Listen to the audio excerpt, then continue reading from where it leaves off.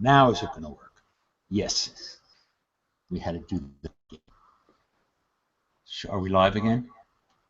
Yep, we're good.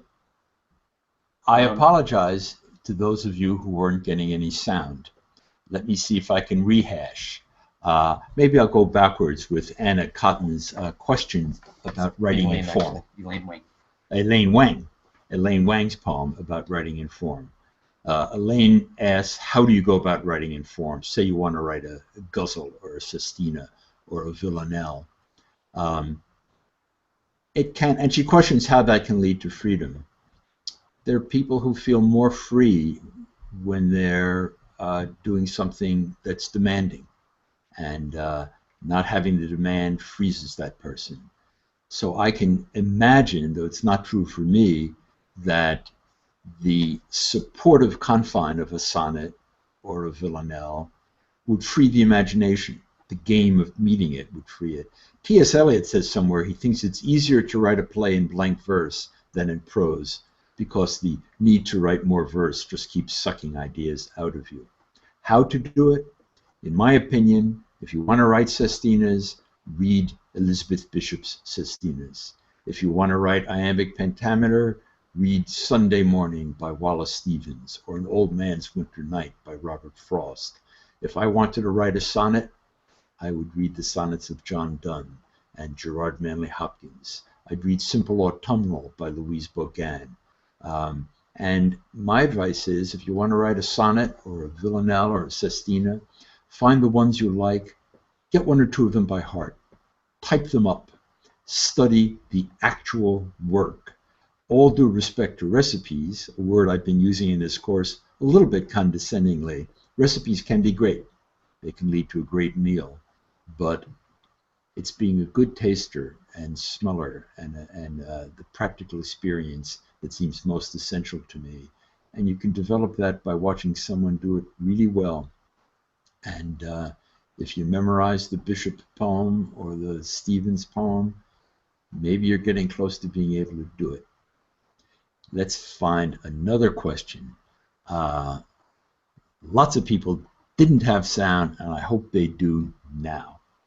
There's another question from Charlie Settles, who had asked, aren't all poems conversational? I suppose it is true that to some extent every poem implies a listener, an interlocutor even, but some poems are more like conversations, some are more like prayers or public speeches or philosophy essays. Ben Jonson begins his poem To Heaven addressing God. The great question he begins that poem with. Good and great God, can I not think of thee, but it must straight my melancholy be. Well, I'm in conversation with Jonson saying that thing. Gee, when he thinks of the absolute, it makes him feel sad. Why is that? It's not exactly a conversation. He's addressing God. And when Yeats begins sailing to Byzantium, that is no country for old men. The young in one another's arms, birds in the trees. It's a little bit like a philosophical essay, or it's a little bit like he's thinking to himself. It's much less like a conversation than Michael Drayton saying to his imaginary or actual love, three sorts of serpent do resemble thee. Or Donne says, for God's sake, hold your peace and let me love. That is more conversational. So I would say to Charlie Settles, the adjective conversational applies more to some poems than to others. And I'm doing what has been a repeated gesture I try to make in this course, which is, though I respect all the ways we can talk about poetry as different from other kinds of language, it's also like other kinds of language. And some letters, some speeches, some love letters, some legal documents are probably more conversational or less conversational than others. So it's a useful term about matters of degree. I'm glad to see that many people are saying, yes, they can hear now. Sorry about that glitch. This is an experiment. Let's look for a question. Want to just address or maybe say thank you to people? And thank you, by the way. I appreciate your helping with this experiment. And thanks for the nice remarks people have made about the course. I feel immensely well helped by Zwiduan, the course creator, Devin Han, who made the videos, Romy Rukel, and all the staff who've been helping me do this. It's a lot of people who have worked hard to try to make this course useful. Will there be a transcript available of the questions as well as my responses?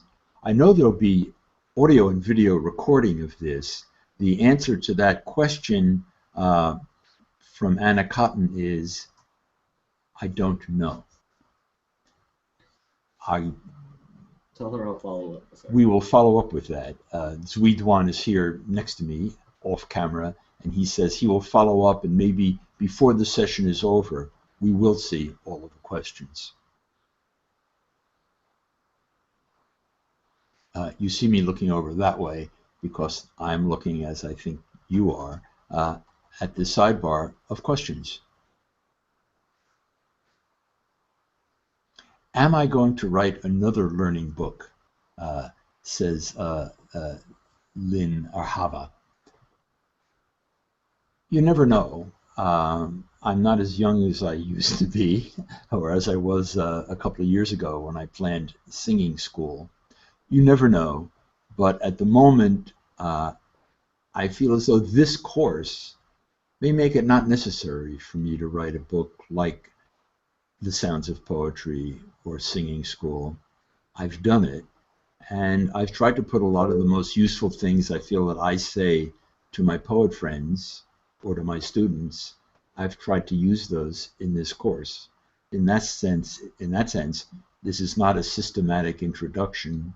It's me trying to skim whatever I feel I've put up here that might be helpful to people and make it available. So maybe is the real answer, but maybe not.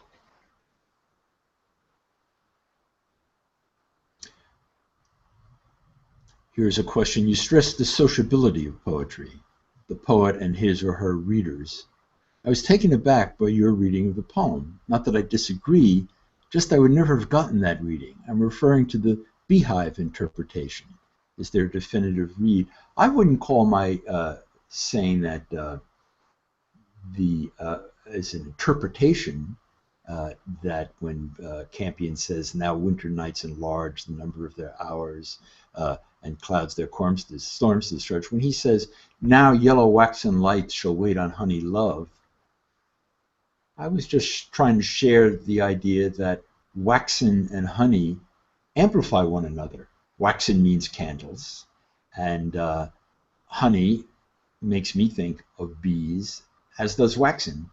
So I was contributing the image, my own response, by saying it's like a beehive, and I would encourage you not to think of everything everybody says about a work of art as being a definitive or even quasi-definitive dictum about what that work of art means or is. People use metaphors. They say something, I might see a movie and say it was delicious, and somebody else might say, oh, don't say that, Robert, it's trivializing. It wasn't just delicious, it was profound. That's conversation about art, one of which I hope we're having right now. So I didn't mean beehive to be what one must think when one reads Campion saying, now yellow waxen lights shall wait on honey love. I suppose the phrase the birds and the bees was somewhere in the back of my mind when I say that. Could you tell us what question we are supposed to be answering for the writing exercise for week 3? It says we are to answer the question, but no question is present.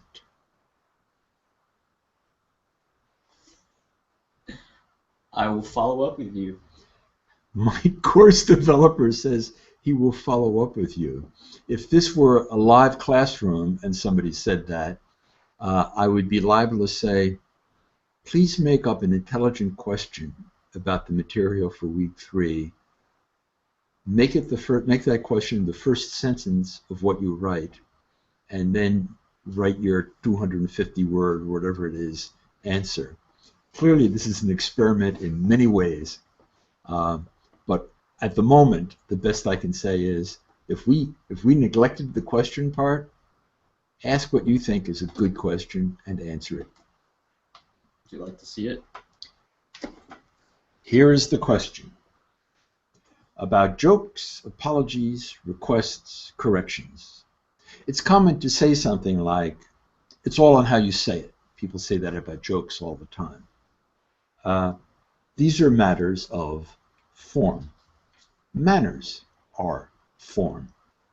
Try to find an example of this in ordinary life. It's an assignment, not a question. Very astute of the person who said that. Then try to find a poem that conducts itself in a way related to manners, workplace manners, or conversational manners, or academic matters, or amatory manners. I think immediately of Elizabeth Bishop's poem, I think it's called Manners, which they give a lift to the boy and his parrot, his bird, his talking bird.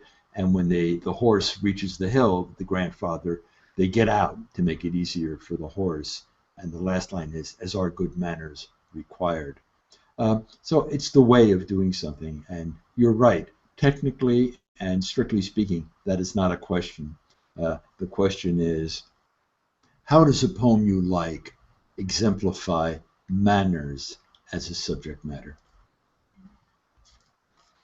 Miracle of digital computers and little ones, as we handing his to me. To what extent can we still talk about form when we discuss translated poetry, when the rhythm or sounds of the translation aren't necessarily the same as in the original? As somebody who's recently been translated into Spanish, just had my selected poems come out in Spanish. I've translated Dante. I've helped Czesław Miłosz do translations from Polish. I don't know Polish. I would go to the word equivalent in my answer to Sally. The Italian 11-syllable line is not the same as the English pentameter line, but like predecessors before me, like Longfellow, I could see that it was pretty clear that was a good equivalent line. The rhythms are different. The one word English has, in one language, English uses shorter words than Italian does. Selvo scura is not dark woods. Selvo scura has more syllables than dark woods. La smarrita was lost. So you can't produce the same rhythm, but you can hope to make an equivalent form. Form, after all, the sonnet came into English because Sir Philip Sidney made an equivalent of the Italian. But when Sidney was writing, I think Petrarca was already dead for 150 years. He found something he liked in Petrarca. He knew Italian very, very well, and he created the English sonnet and the English sonnet sequence by creating what he felt was an equivalent of Petrarch's sonnets.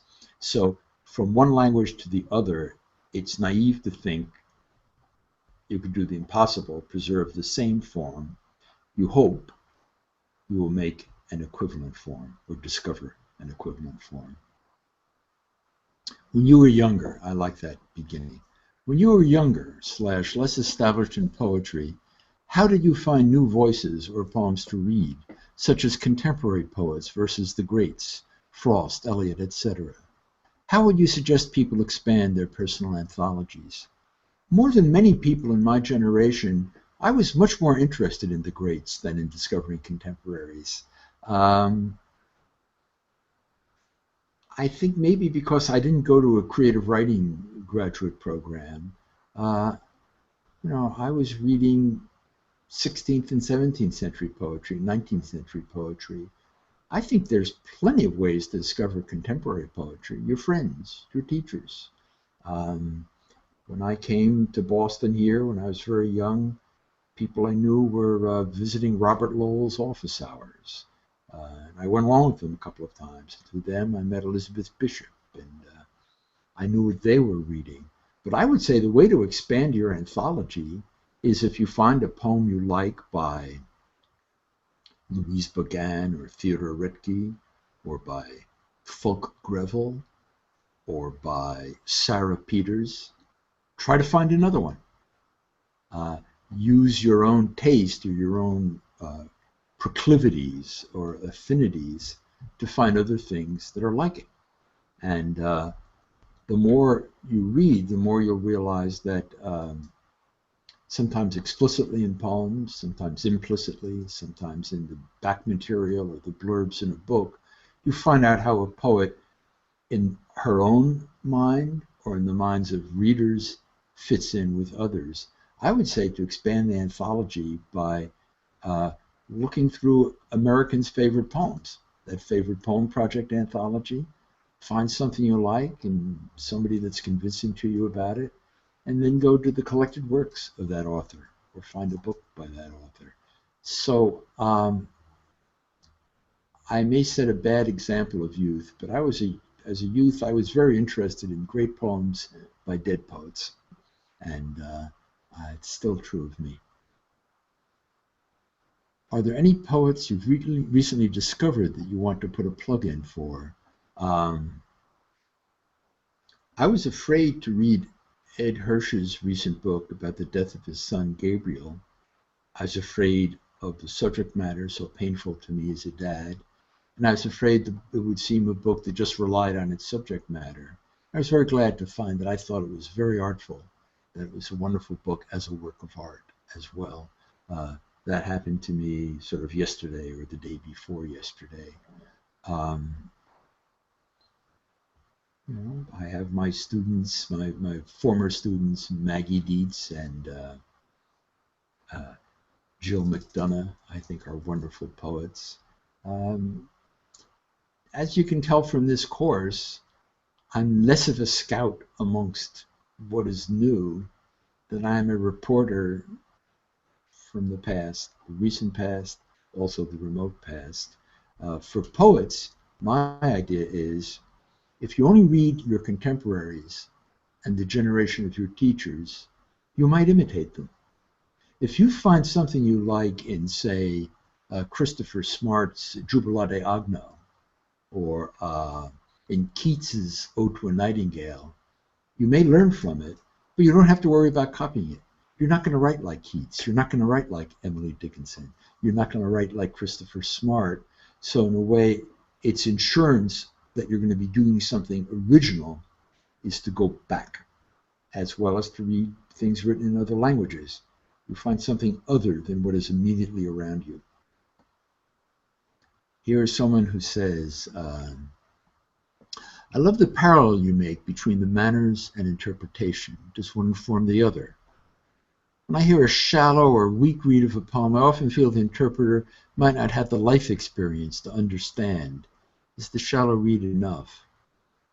I think we all have to rely on, I'll try to say this very carefully, we have to rely on the very important frontier between our mind and our body, which in my mind is related to the frontier between myself and other people. And when I take a poem, this is my personal anthology, I'll open it at random. And here is a translation of Leopardi's Saturday Night in the Village. It's Robert Lowell's translation of an Italian poet, Giacomo Leopardi, of the generation before Lowell. And I read Saturday Night in the Village. The day is ready to close. The girl takes the downward path homeward from the vineyard and jumps from crevice to crevice like a goat as she holds a swath of violets and roses to decorate her hair and bodice tomorrow, as usual, for the Sabbath. And as I'm saying that, homeward, vineyard, like a goat, as my mind starts to formulate what my breath and my mouth muscles will do, my mind is also a little bit becoming the mind of Robert Lowell translating Giacomo Leopardi, the mind of those two. And for me, shallowness is a risk I take if I try too quickly to go with some bright idea I have. And what I need to do is feel in my own mind-body moment, the moment as I start to say the words, can I feel why those words are needful? Why Leopardi-Lowell needed to say.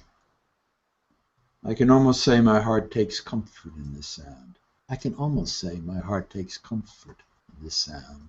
And I guess I have an almost mystical faith that the mouth muscles, the voice box, the breath will take me beyond the shallow if I trust it.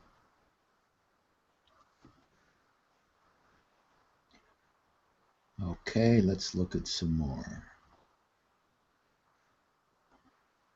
If I want to write a poem about autumn to start, if I was to write a poem about autumn to start my anthology, of course your anthology is not your poems, but I'll go on, about the blazing leaves that have fallen onto poetic nature's calling, would that be a great idea? Poems aren't made of great ideas. Poems are made of great words and great sentences and great arrangement of words. So I would say blazing and falling onto poetic nature's calling. It's making a start, but the idea isn't the idea. The idea is to find the right consonants and vowels and grammatical arrangements and the right music. One of my heroes, Sid Caesar, says about comedy, comedy is music. It has a melody. Yabba-dibba-dooba, yabba-dibba-dee. That is what you're after, and in a way the anthology assignment, finding poems you love by other people, for someone who wants to write poems, which is not all the students in this course, but probably many of them, you're improving your ear, you're improving your chops by listening to great players.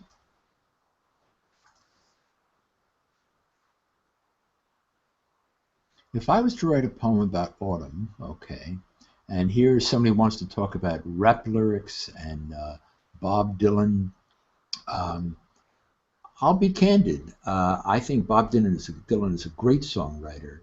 When I see the words just written to be spoken, they seem not that interesting, kind of glib and easy and sort of not focused on anything. I think that music, and I include hip hop, rap, music that is ambitious verbally, probably has a lot to learn from contemporary poetry. And contemporary poetry probably has a lot to learn from music. It's not a subject I know a lot about, but I have performed often with very good musicians. And I have a feeling that we poets could learn a lot by thinking about the power of rhythm, and that the subject matter of hip hop, rap, folk rock, Dylan aficionados, etc., it could be expanded by thinking more about subject matter. And what would you need to do to the rhythms or the expectations to expand the subject matter? Be able to put more information, more feeling, more kinds of subject into the writing. That's a quick, somewhat glib venture into a large subject that we will take up. I think it's week 6 of this course will be about music and poetry, and I'll even include a performance of my own with superb jazz musicians.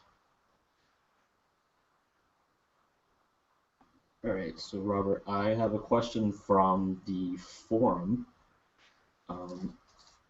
Here comes a question from the forum. The question from the forum is, as a high school English teacher, I find many of my students are engaged by spoken word poets. which I believe has its appeal for them as a dynamic force that celebrates the language and performance of a poem.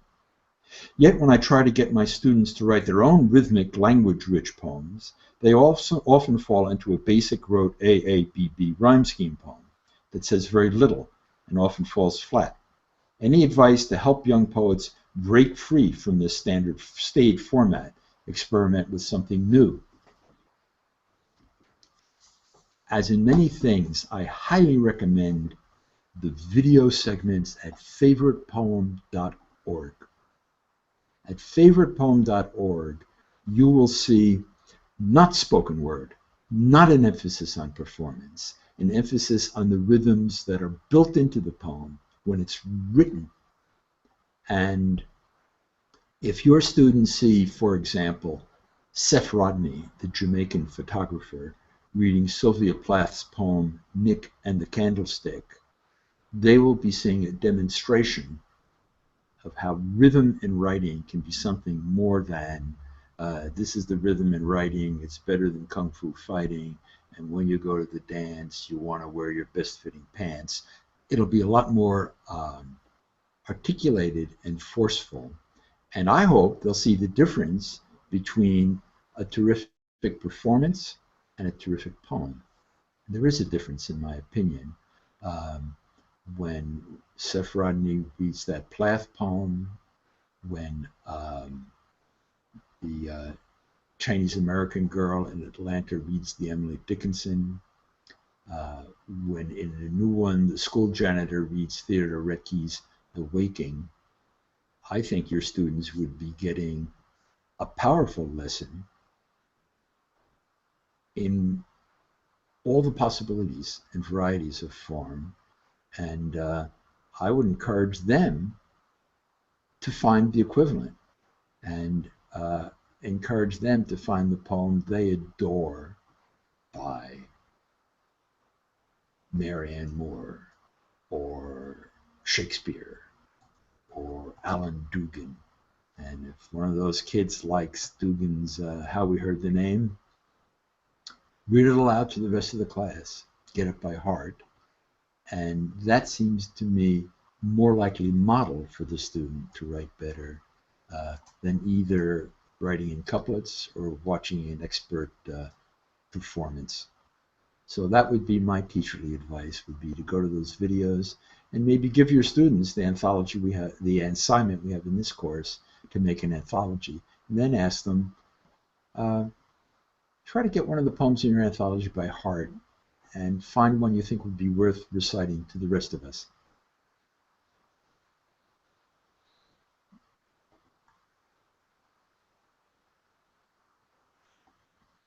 What else do we have?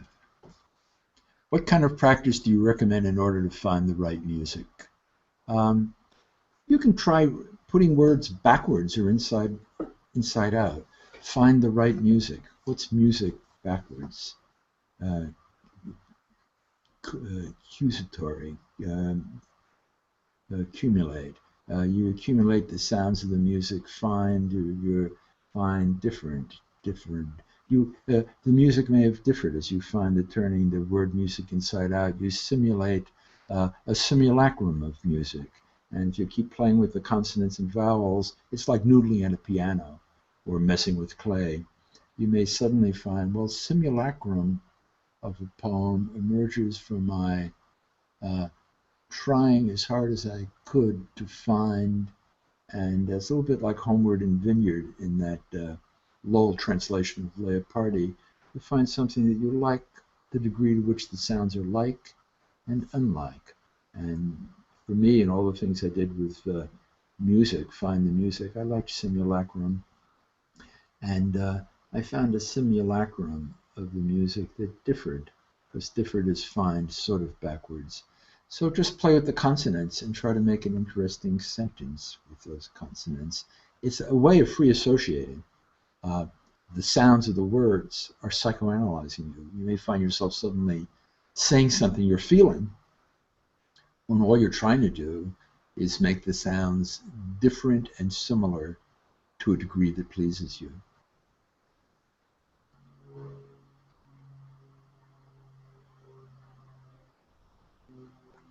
Who is your favorite poet, Robert?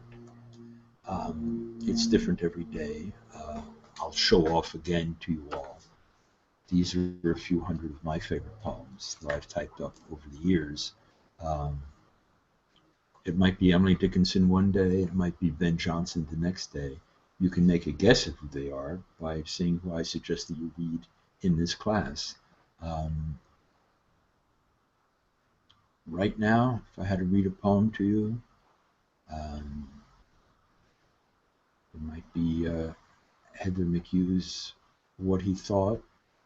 It might be Robert Hayden's Those Winter Sundays. I never asked anybody to tell me their one favorite poem, and I don't think we need a favorite poet either.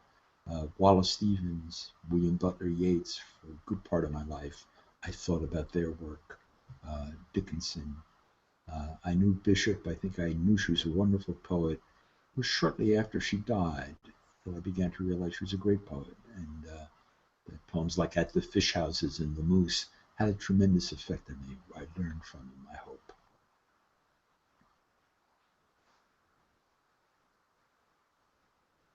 So what else do we have? Nellie Nomad. Would you relate Coleridge's statement about poetry being the best words in the best order to one or all of the topics you've discussed in the first 3 weeks? Well, order, I suppose, is a synonym for form. Somewhere recently, maybe in one of the forum questions, somebody said, well, what about what you call form, I think of as technique. And when Coleridge says in the best order, is he talking about form or technique? I think of technique as what you learn in a sport or in music. Technique is what you learn to attain form. And the best words in the best order, the best words is a sort of fountain. It's the raw material. And the best order, you develop a technique where you have formal means to put them in the best order. In the discussion of the Whitman poem, the other people in the discussion and I decide that Vigil Strange, I Kept One Night, is appropriate for Whitman, in a way, looking for a formality that will include his grief for the young soldier he imagines, his sexual attraction to the soldier, his parental protective feelings about the soldier. And to get all of that in there, he needs to become, to go back to the first question, less conversational and more oratorical or liturgical. Vigil Strange, I kept one night. Later, other parts in the poem, it becomes rather more conversational. It varies. So I think that Coleridge, in a way, the best words is our second week, freedom. The best words is giving freedom to the fountain of possibility, and the best order is wanting to have the technique to form them, to shape them.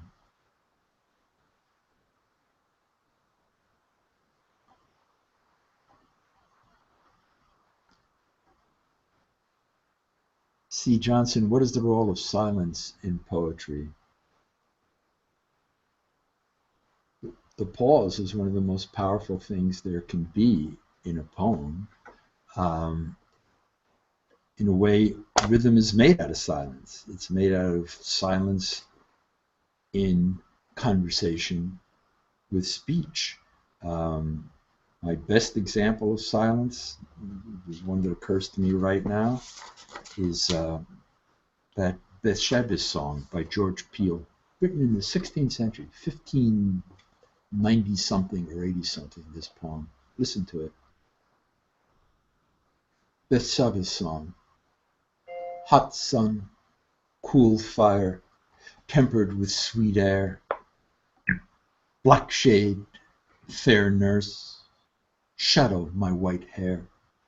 Shine, sun, burn, fire, breathe air, and ease me. Black shade, fair nurse, shroud me and please me, shadow my sweet nurse, keep me from burning, make not my glad cause of mourning. Let not my beauty's fire inflame unstayed desire, nor pierce any bright eye that wandereth lightly.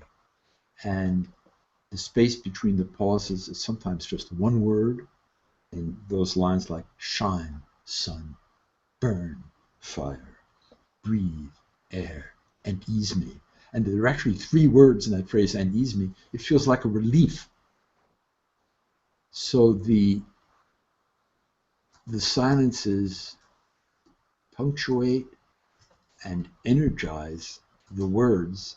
That's one of the main principles of verse. Frost to earthward, now winter nights enlarge the number of their hours. And clouds their storms, no, that's not, that's Campion, the Campion example. Now winter nights enlarge the number of their hours.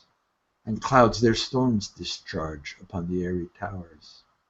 The silence that doesn't happen after enlarge and discharge, and the silence that could, because it's the end of lines, it's rhymes, and the silence that does happen after hours and powers, it's immensely significant.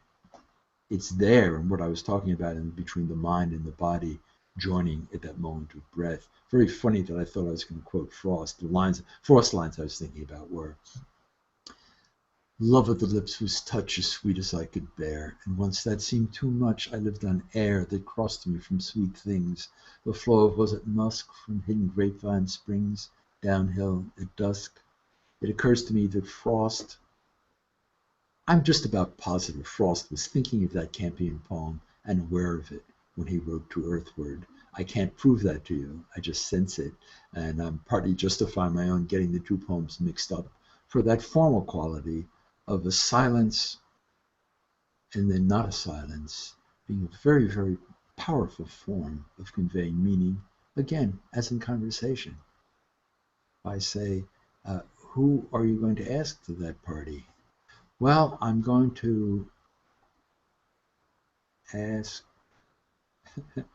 it's a little bit like the comic bad actor in the cartoon show Futurama, which my grandkids love. I love it too.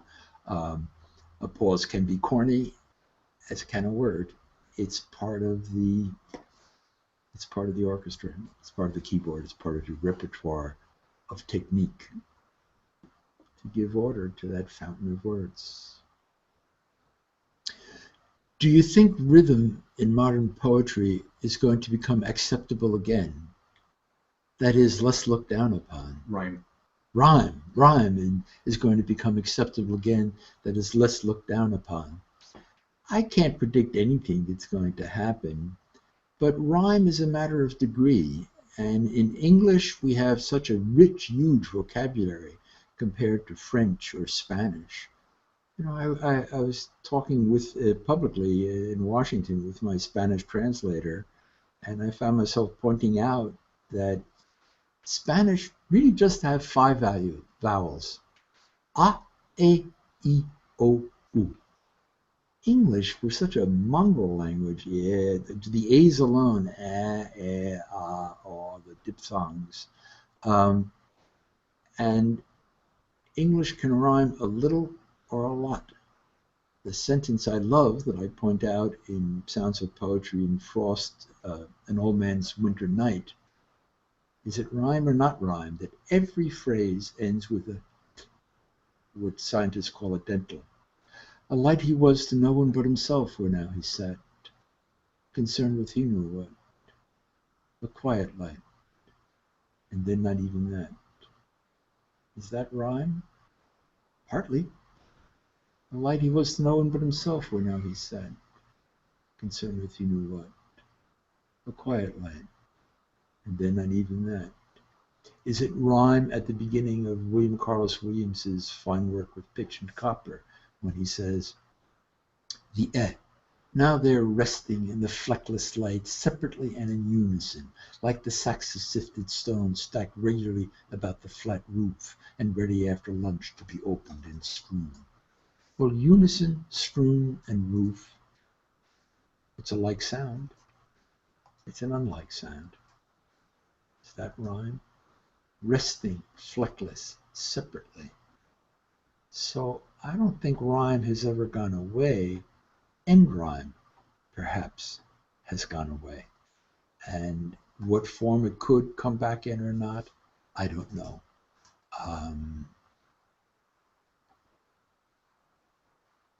To not rhyme at all is impossible in a way, certainly in Spanish or Italian.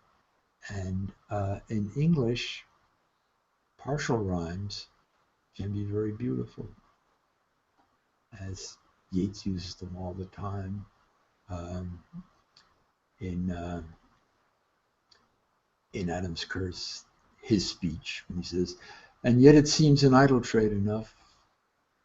Next line is, "We sat grown quiet at the name of love." And does enough rhyme with love? Yeats says it does, because his poem is all in couplets. We sat together at one summer's end, that beautiful novel, and your good friend, couplet rhyme. And then other points in the poems, things like love and enough. And you don't feel he's jangling when they're hard, very, very distinct rhymes. And I don't think you think it's fudging or cheating when they're less so. I don't think rhyme ever went away, and I don't think you can predict if end rhyme will come back or not. I appreciate these questions. It's fun. Maybe we should tell C. Johnson that Herbert's going to be in the next chapter. C. Johnson has a wonderful two-word post, George Herbert, with an exclamation mark. And I'm happy to say George Herbert will appear in the next chapter. I think I already quoted, I think it was in Form? I quoted the first, in one of those videos, I quote the first sentence of George Herbert's, my favorite Herbert poem, probably. I got it from my teacher, Ivor Winters. The first sentence of Church Monument. I just love how long it is, how many places it goes. Yes, it is in the video. I remember I said I used to give a grammar quiz. What is the main verb of that sentence of Herbert's? While that my soul repairs to her devotion, here I entune my flesh. While that my soul repairs to her devotion, here I hear entune my flesh, that it betimes may take acquaintance of these heaps of dust, to which the blast of death's incessant motion, fed by the exhalation of our crimes, drives all at last. It's just such a spectacular sentence, with drives all at last. Almost a joke on the sentence itself, although that's not the main verb. Drives is not. It'll be a pleasure to talk about Herbert, and we're going to talk about Herbert as benefiting from the technological poetry engineering produced by the terrific vogue for sonnets in the 1590s. So I am right with, was it C. Johnson, whoever it was, said George Herbert, exclamation mark. Please speak just a little louder. I will turn my microphone toward me a bit more. From a Jazz Cat, will you be adding new videos to the Favorite Poem Project? Yes, we added some this past week, and we have some more to add.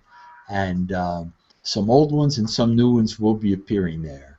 And if you go to the index at the Favorite Poem Project, you'll see that there are videos we have that are not yet posted. It's partly a technological matter. But in the coming weeks, yes, more videos will appear at favoritepoem.org. Love that question. And I am trying to speak louder and more distinctly.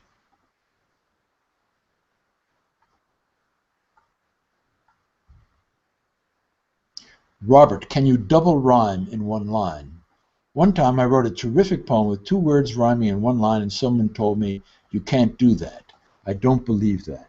It seems to me I read something that is germane to that question somewhere. Oh yes, it was something I wrote myself. 4 syllables. There are no rules. If I didn't say it loudly enough, There are no rules. When you make a rule, somewhere there's always an artist thinking, oh yeah, well, maybe this or that. It all depends upon how you do it. It's like what comics say about jokes. Are you allowed to make a joke about this or that? It depends on how you do it. And that's true of formal things like double rhyme in a line. It's true of subject matter. It doesn't mean that this is easy. There are exigencies. There are principles. There are ways to do a thing better. There are good models and not so good models. But there are no rules, say I.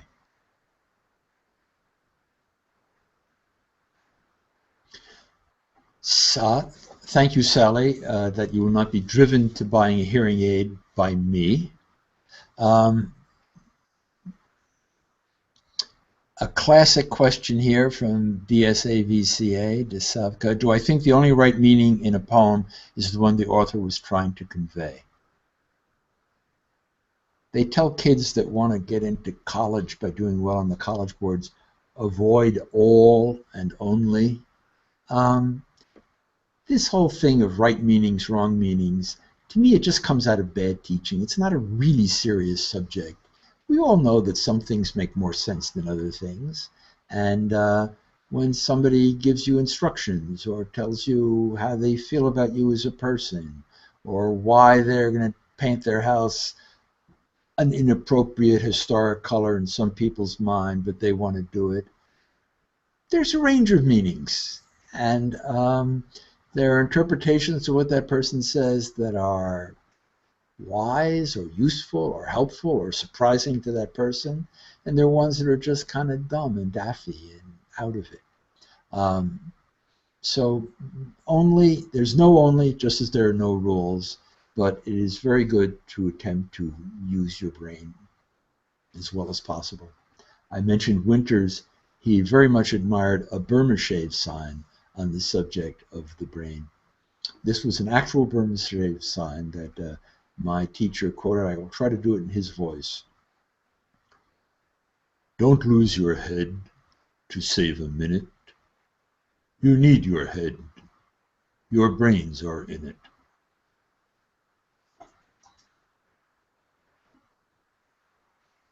What else? I got one more coming from the forum. We have another question coming from the forum.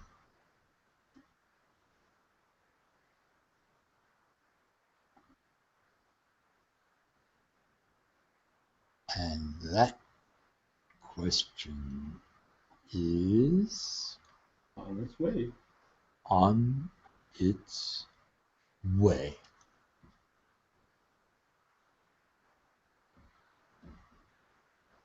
It probably is something that may or may not set a precedent for MOOCs, is the precedent of the silly teacher.